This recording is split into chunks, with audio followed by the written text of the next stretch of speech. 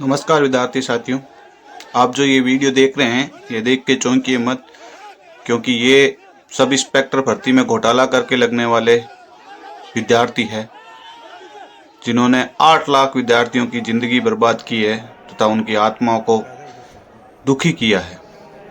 इन लोगों ने सिर्फ भर्ती में घोटाला ही नहीं किया, जो 8.5 लाख लोगों ने फॉर्म भरे थे उनके साथ गद्दारी की है तथा उनके साथ धोखा किया है। ये बात कोई नहीं करेगा।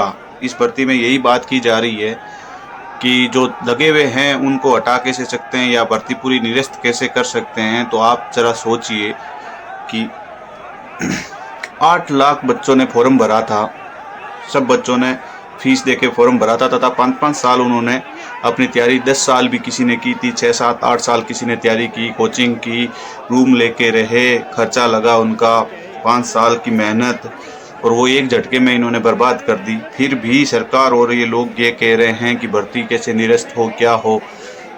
इसके हिसाब से तो आरपीसी और पूर्व सरकार को हर बच्चे को हर्जाने के रूप में 15-20 लाख रुपए देने चाहिए, क्योंकि उसने अपनी ज़िंदगी के 5 साल इसी भर्ती के लिए बर्बाद किए हैं। इनको सोचना चाहिए, शर्म आनी चाहिए इनको सरकार को कि ये क्या बोल रहे हैं, क्या कर रहे हैं। अगर भर्ती में एक बच्चा भी अगर पेपर आउट करके होता है तो सबके साथ धोखा होता है, गद्दारी होती है, जबकि यहाँ 50-50, 100-100 लोग पकड़े जा रहे हैं डेली। फिर भी ये लोग ये नहीं कह रहे हैं कि इस भर्ती में ऐसा हुआ है, ये हो रहा है, भर्ती रद्द नहीं होगी। भर्ती तो रद्द होनी चाहिए। आप 400 बंदों के साथ न्याय करने के लिए आप 8 लाख बंदों के साथ धोखा नहीं कर सकते। आप 8.5 लाख बंदों को ऐसे दाव पर नहीं लगा सकते। क्या उन्होंने तैयारी नहीं की थी? क्या उन्होंने मेहनत नहीं की थी? क्या उनके माँ बाप नहीं है जो दुखी होंगे? अगर इन 400 को हटा दोगे तो 400 के ही माँ बाप दुखी होंगे। अगर आप नहीं हटाओगे तो 8 लाख लोगों को दुखी होना पड़ेगा। कई लोग तो ऐसे हैं जिन्होंने एसआई की तैयारी की थी 5-5 साल, और उन्होंने भर्ती एग्जाम देने के बाद जब उनका सिलेक्शन नहीं हुआ तो वो दुखी होकर एग्जाम देना ही छोड़ दिया उन्होंने। तो उनके लिए गुनाहगार कौन है? फिर आरपीसी ये कर रही है, इन्होंने लिख दिया कि हम आरएस के हिसाब से एग्जाम करवाएंगे और आरएस के एग्जाम के साथ में ही एसआई का एग्जाम करवाएंगे। तो जिन जिन लोगों ने 10-10, 5-5 साल से तैयारी की है उनका क्या होगा? वो कहाँ जाएंगे? उन्होंने हिंदी की तैयारी की है, जबकि आरएस में अलग से सब्जेक्ट है, अलग से सब्जेक्ट लेना पड़ेगा। 5-5, 6-6 पेपर कौन देगा?